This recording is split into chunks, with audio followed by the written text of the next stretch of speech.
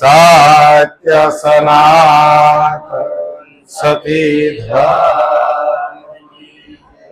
તો તીરથ ગયે કપાલ સંત મિલે ફલ ચાર સતગુરુ મિલે અનેક ફલ કહે કબીર વિચાર તો બાળ વેશ ભક્તિ કરે અને જગથી રવે ઉદાસ તીરથ પણોસ કી આશા કરે કબ આવે હરિ કો દાસ સતગુરુ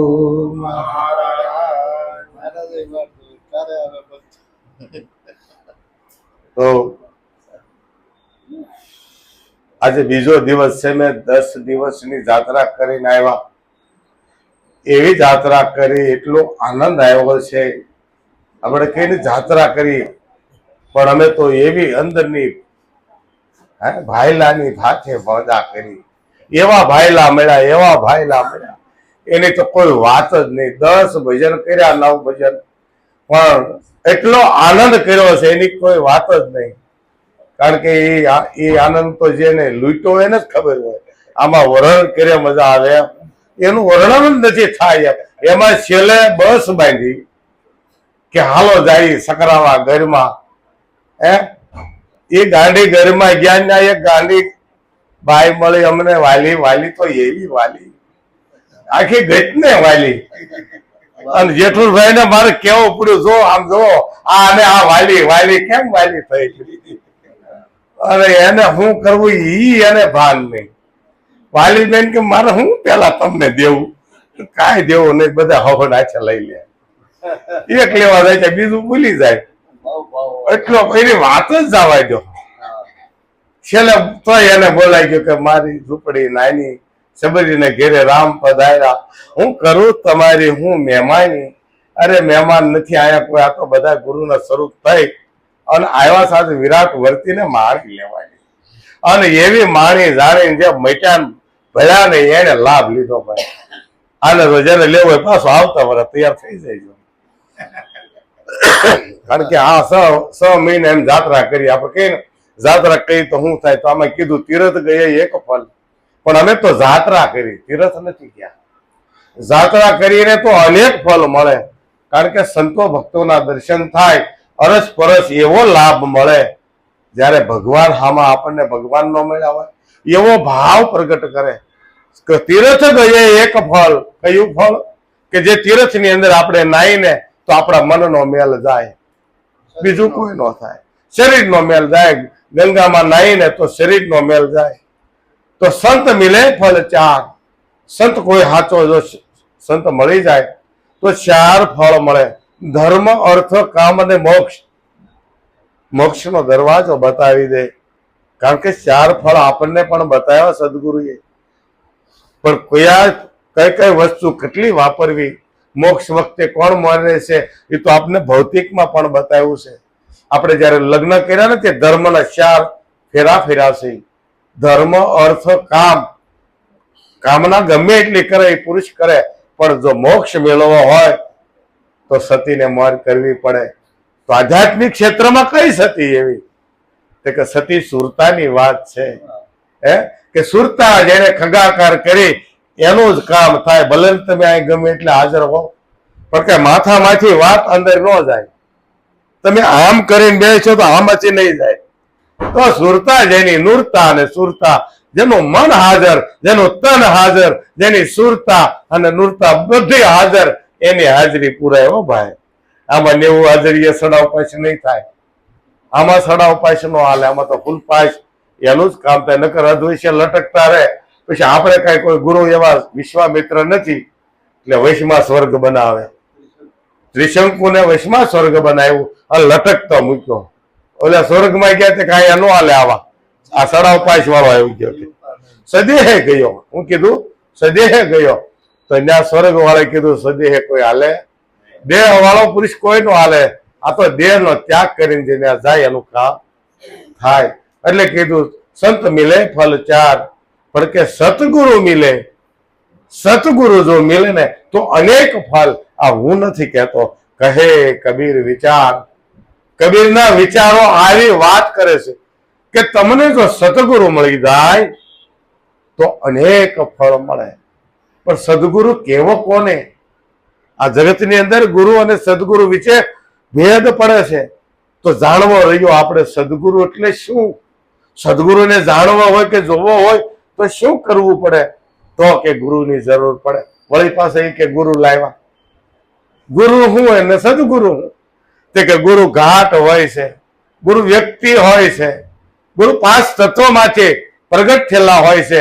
પણ 5 તત્વની અંદર છઠ્ઠો નારાયણ પ્રગટ થઈ અને જયારે વાત કરે જેમ છે એમ કે જો તારે મને જોવો હોય ને તો આ પડમાં હું ઉતરેલો છું.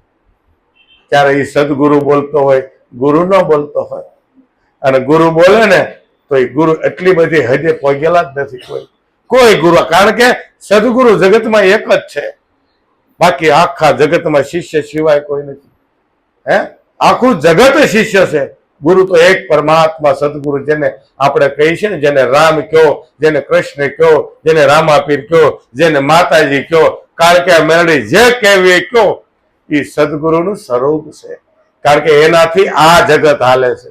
માતાજી વગર આ જગત નો હાલે, હનુમાન વગર આ જગત નો હાલે. હનુમાન કહેતા મન છે આપણું, મન છે. મન રામનો ભક્ત છે અને રામના ભક્ત વગર રામાયણ અધૂરી લાગે. રામનો સેવક ન હોય ને તો રામાયણ ની અંદર કઈ છે જ નહીં. એટલે કીધું આ દેહ છે ને, આખો દેહ અયોધ્યા છે. આની અંદર રામ આવે, સીતા આવે, બધા જ આવે, પણ હનુમાન વગર કાંઈ થાય? હનુમાન વગર કાંઈ ન થાય. તો કે હનુમાન કોણ છે? તો કે પવન પુત્ર હનુમાન છે. તો કે આ મનને કેવી રીતે તમે પવન પુત્ર કીધું? તો કે મનનો પ્રાગટ્ય ક્યાંથી છે? મન ક્યાંથી પ્રગટ થયું? કોનાથી પ્રગટ થયું? તે કે મન પ્રાણમાંથી પ્રગટ થયું છે.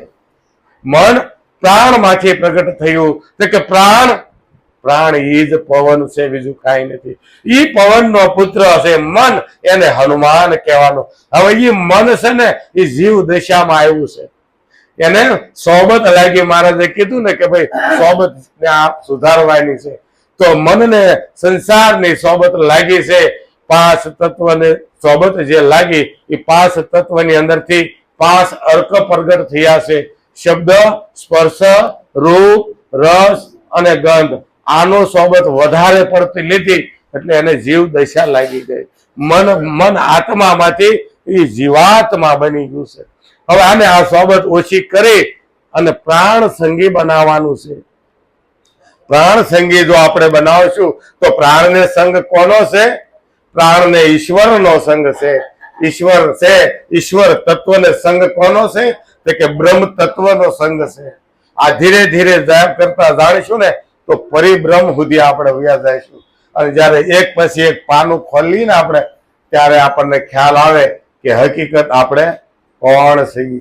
કારણ કે હુંની ઓળખાણ જયારે થાય ને ત્યારે જ આ ખ્યાલ આવે. પેલા ખ્યાલ આવતો નથી. હમણે ભાઈએ ભજન ગાયું કે ભાઈ જેને દીઠે મારા નેણલા ઠરે, ઓ બાયુ અમને એવા એવા સંત મળે કે જેને દીઠે મારા નેણા ઠરે.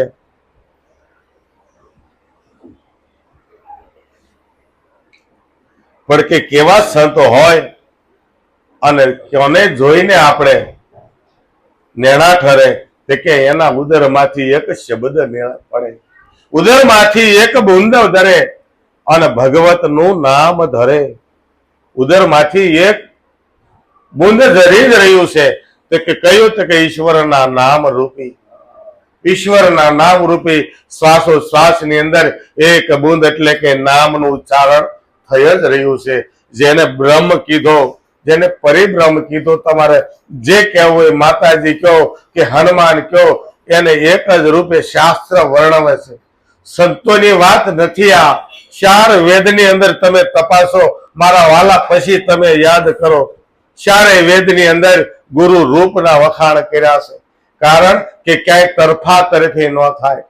શિવ ભક્ત હોય, રામ ભક્ત હોય, કૃષ્ણ ભક્ત હોય, માતાજીનો ભક્ત હોય, બધાની અંદર તરફા તરફી થાય. તો આ બધાની વચ્ચેથી એક નામ સંતોએ લખ્યું છે, જેને શાસ્ત્ર લખ્યા. એને સદગુરુ એવું નામ આપ્યું છે. તો સદગુરુ કોઈનું સ્વરૂપ નથી, સદગુરુ કોઈ વ્યક્તિનું નામ નથી. સદગુરુ મારી તમારી અંદર વસી રહ્યો છે ને, જે હાલી રહ્યો છે ને, એનું નામ સદગુરુ છે, કે જેનાથી બધું સત હાલે.